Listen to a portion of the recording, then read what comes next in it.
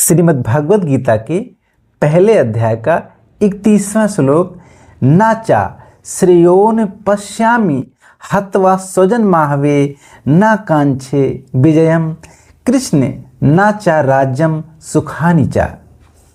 अर्जुन श्री कृष्ण कहते हैं, हे कृष्ण, इस युद्ध में अपने ही स्वजनों का वध करने से ना तो मुझे कोई अच्छाई दिखती है और ना मैं उससे किसी प्रकार की विजय, राज्य या सुख की इच्छा रखता हूं। जब कुरुक्षेत्र में भगवान श्री कृष्ण अर्जुन के रथ को दोनों सेनाओं के मध्य ले गए तो अर्जुन ने जब अपने सभी सगे संबंधियों को देखा तो उनके मन में यह विचार आया, यह जाने बिना कि मनुष्य का स्वार्थ विष्णु या कृष्ण में है।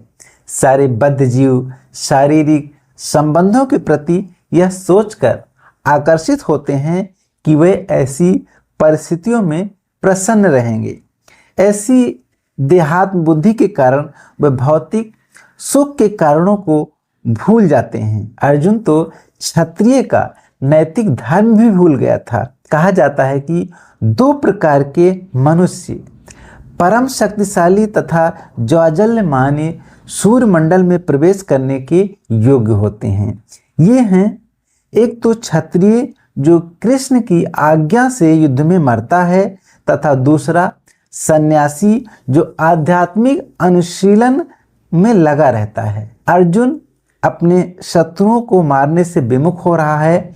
अपने संबंधियों की बात तो छोड़ दें, वह सोचता है कि स्वजनों को मारने से उसे जीवन में सुख नहीं मिल सकेगा, अतः वह लड़ने के लिए इच्छुक नहीं है। उसने तो वन में जाने का निश्चय कर लिया है, जहां एकांत में निराशापूर्ण जीवन काट सके। किंतु क्षत्रिय होने के नाते उसे अपने जीवन निर्वाह के लिए राज्य चाहिए, क्योंकि क्षत्रिय कोई अन्य कार्य नहीं कर सकता।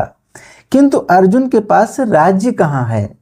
उसके लिए तो राज्य प्राप्त करने का एकमात्र अवसर है कि वह अपने बंधु बांधवों से लड़कर अपने पिता के राज्य का उत्तराधिकार प्राप्त करे, जिसे वह करना नहीं चाह रहा है। इसलिए वह अपने को जंगल में एकांतवास करके निराशा का एकांत जीवन बिताने के योग्य समझता है। अब आगे के 32वें, 33वें, 34वें और 35वें श्लोक में अर्जुन कहते हैं, हे गोविंद, हमें राज्य, सुख अथवा जीवन से क्या लाभ, क्योंकि जिन सारे लोगों के लिए हम उन्हें चाहते हैं वही युद्धभूमि में खड़े हैं। हे मधुसूदन, जब गुरुजन, पितृगण, पुत्रगण, पितामह, मामा, ससुर, पौत्रगण, साले तथा अन्य सभी संबंधी अपना अपना धन या प्राण देने के लिए तत्पर हैं और मेरे समक्ष खड़े हैं, तो फिर मैं इन सबको क्यों मारना चाहता हूँ? भले ही वे मुझे क्यों न मार डालें। हे जीवों के पालक, मैं इन सबों से लड़ने के लिए तैयार नहीं, भले ही बदले में मुझे तीनों लोग क्यों न मिलते हों।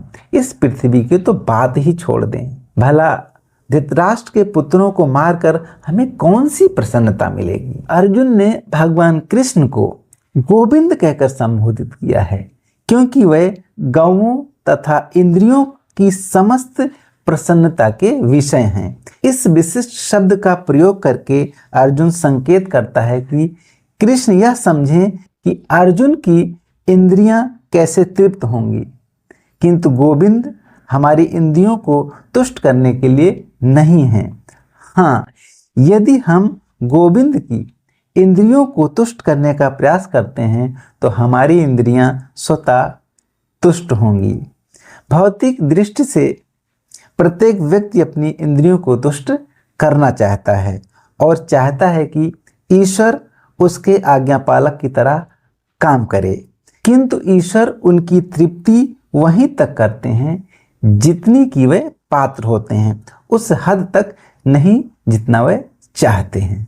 किंतु जब कोई विपरीत मार्ग ग्रहण करता है, अर्थात जब वह अपनी इंद्रियों की तृप्ति की चिंता न करके गोविंद की इंद्रियों की तुष्टि करने का प्रयास करता है, तो गोविंद की कृपा से जीव की सारी इच्छाएं पूर्ण होती हैं। यहाँ पर जाति तथा कुटुंबियों के प्रति अर्जुन का प्रगाढ़ स्नेह आंशिक रूप से इन सबके प्रति उसकी स्वाभाविक करुणा के कारण है, अतः वह युद्ध करने के लिए तैयार नहीं है।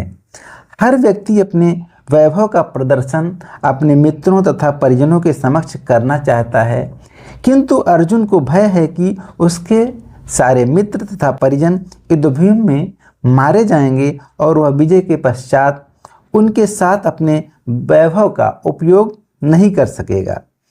भौतिक जीवन का यह सामान्य लेखा जोखा है, किंतु आध्यात्मिक जीवन इससे सर्वथा भिन्न होता है। चूंकि भक्त भगवान की इच्छाओं की पूर्ति करना चाहता है, अतः भगवत इच्छा होने पर वह भगवान की सेवा के लिए सारे ऐश्वर्य कर सकता है, किंतु यदि भगवत इच्छा ना हो तो वह एक पैसा भी ग्रहण नहीं करता।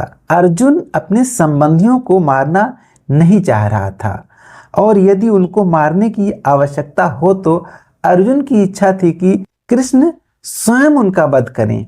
इस समय उसे यह पता नहीं है कि कृष्ण उन सबों को युद्धभूमि में आने के पूर्व ही मार चुके हैं और अब उसे निमित्त मात्र बनना है। भगवान का असली भक्त होने के कारण अर्जुन अपने अत्याचारी बंधु बांधवों से प्रतिशोध नहीं लेना चाहता था, किंतु यह तो भगवान की योजना थी कि सबका वध हो। भागवत भक्त दुष्टों से प्रतिशोध नहीं लेना चाहते, किंतु भगवान दुष्टों द्वारा भक्त के उत्पीड़न को सहन नहीं कर पाते। भगवान किसी व्यक्ति को अपनी इच्छा से क्षमा कर सकते हैं, किंतु यदि कोई उनके भक्तों को हानि पहुंचाता है तो वह उसे क्षमा नहीं करते। इसलिए भगवान उन दुराचारियों का वध करने के लिए उद्यत थे, यद्यपि अर्जुन उन्हें क्षमा करना चाहता था।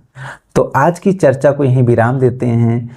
35वां श्लोक यहाँ समाप्त होता है। अब 36वें श्लोक से अगले वीडियो में चर्चा करेंगे। तब तक के लिए स्वस्थ रहें, मस्त रहें, जीवन में जो भी करें कमाल का करें, और इस वीडियो के अंत तक बने रहने के लिए आप सबका बहुत बहुत धन्यवाद। हाँ, एक बात और, यदि ये वीडियो अच्छा लगा हो तो वीडियो को लाइक करिए और चैनल को सब्सक्राइब कर लिए। एक बार फिर से आप सबका बहुत बहुत धन्यवाद।